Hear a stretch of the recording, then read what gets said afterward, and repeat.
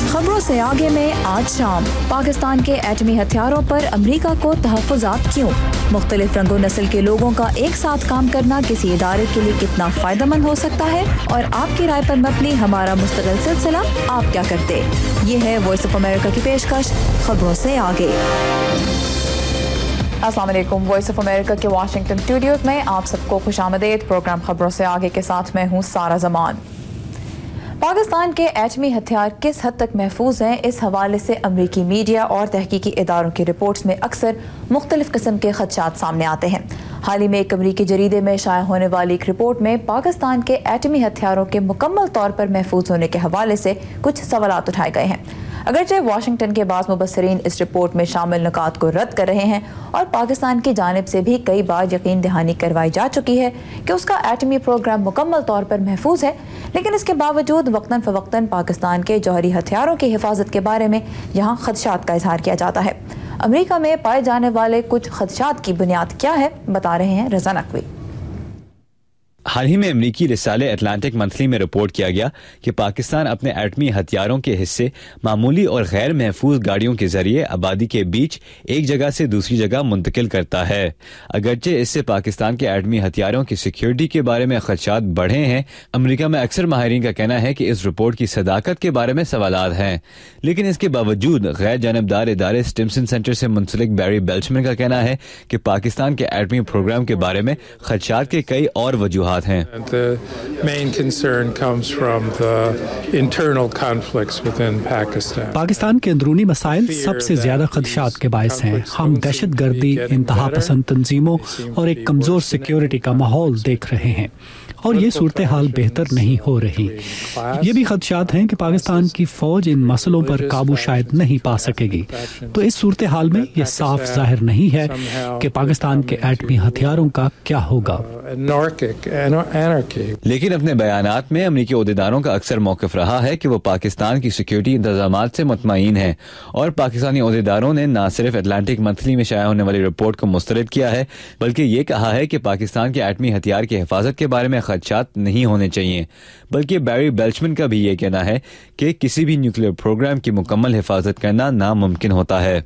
Well, there's no 100% guaranteed security precautions. कोई भी security का इंतजाम 100% महफूज नहीं है। आप देख सकते हैं कि ज़ल्ज़ले के बाद जापान के एटमी प्लांट को क्या हुआ। पाकिस्तान में भी 100% हिफाजत शायद कभी भी ना हो और इसलिए इन खदशात का इजहार किया जाता रहेगा। अटलांटिक मंथली की रिपोर्ट में ये भी कहा गया है कि पाकिस्तान में ये डर पाया जाता है कि अमेरिका के पास पाकिस्तान के एटमी हथियारों को कब्जे में लेने के मंसूबे हैं, लेकिन आर्म्स कंट्रोल एसोसिएशन के डैरल किम्बल का कहना है कि इन खदशात का इजहार शायद कुछ बढ़ चढ़कर किया जाता है। I'm sure the United States government and the military have a contingency plan for anything. America के पास तकरीबन हर चीज का मंसूबा किसी न किसी वक्त बनाया गया था। इनके पास इस चीज का भी मंसूबा होगा कि अगर बरतानिया अमेरिका पर हमला करे तो क्या किया जाएगा।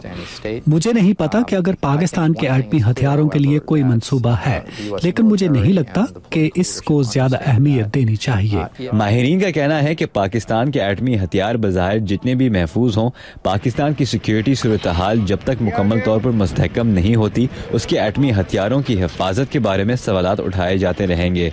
रज़ा नकवी, उर्दू VOA, वाशिंगटन।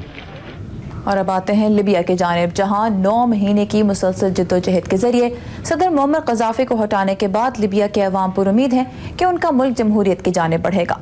लेकिन मुबस्सरीन की राय में मुल्क में अमन व इस्तेहकाम के लिए की जाने वाली कोशिशों की कामयाबी का इन्हिसार इस बात पर भी है कि अब इंसाफ के कटहरे में किसे खड़ा किया जाएगा और लिबिया के अवाम तब्दीली के इस दौर में माजी की तलखियाँ किस हद तक भुला पाएंगे। तफसीलात मोहम्मद आतिफ की रिपोर्ट में। मोअम्मर क़ज़ाफ़ी का ज़ाती कंपाउंड मस्मार कर दिया गया है और यूनिवर्सिटी के तलबा इस नई आज़ादी का जश्न मनाते हैं, मगर अब चंद संजीदा इक़दामात की ज़रूरत है।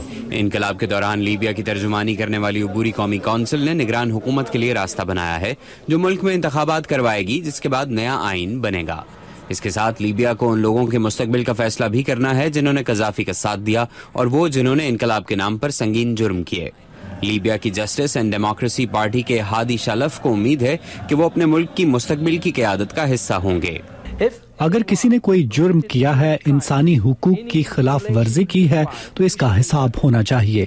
अगर लोग इनकलाब के दौरान जुराइम के मुर्तकिब नहीं हुए तो हमें कोई मसला नहीं, इन लोगों को वापस मुआशरे में शामिल होना चाहिए। बागी जंगजुओं को भी वापस मामूलात जिंदगी में लाने की जरूरत है। उन लोगों का एहतराम किया जा रहा है जिन्होंने अपने हथियार वापस कर दिए हैं। बागी जंगजू तारिक हुसैन ने मुअम्मर कज़ाफी के आबाई शहर सिरत और मिसराता की मुश्किल तरीन लड़ाइयों में हिस्सा लिया। वो अब हुकूमती इमारतों की निगरानी करते हैं और वो समझते हैं कि तस्फिये का मामला पहले ही काफी आगे जा चुका है। मुझे उम्मीद है कि अल्लाह तस्फिये में हमारी मदद करेगा। मेरा ख्याल है कि 70% काम हो चुका है और जल्द ही 100% हो जाएगा। मगर लीबिया से बाहर बाज तज्जियाकारों को यकीन नहीं कि लीबिया इतनी आसानी से जमहूरियत की तरफ जा सकेगा। वो कहते हैं कि कबायली, इलाकाई और सियासी इख्तलाफात आने वाले महीनों में मजीद उभर सकते हैं। एंथनी स्किनर का ताल्लुक मैपल क्रॉफ्ट से है। ये इदारा खतरात की नौयत का जायजा लेता है। VOA ने उनसे स्काइप के जरिए बात की।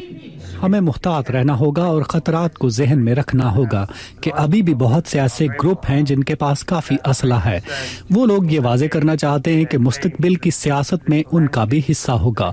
अब जबकि कज़ाफी हुकूमत खत्म और वो खुद हलाक हो चुके हैं, तो वो ताकत जिसने इन सब ग्रुपों को इकट्ठा किया हुआ था अब खत्म हो चुकी है। मशरक़े वुस्ता के वो तमाम मुल्क जहां हुकूमतों के तख्ते उल्टे गए, उन्हें जमहूरियत की तरफ बढ़ते हुए काफ़ी दुश्वारियों का सामना है। मगर लीबिया में फ़िलहाल लोग इख्तलाफात को एक तरफ रख कर ये कोशिश कर रहे हैं कि कई दहाइयों की आमरीत और कई महीनों की जंग के बाद वो सब मिलकर आगे चल सकें। एल पैसन के साथ मोहम्मद आतिफ, उर्दू VOA। यहाँ पर एक ब्रेक। और अमरीकी मईशत की तरक्की में तारकीन वतन कितना अहम किरदार अदा कर रहे हैं, इस पर एक रिपोर्ट ब्रेक के बाद। हमारे साथ रहिएगा।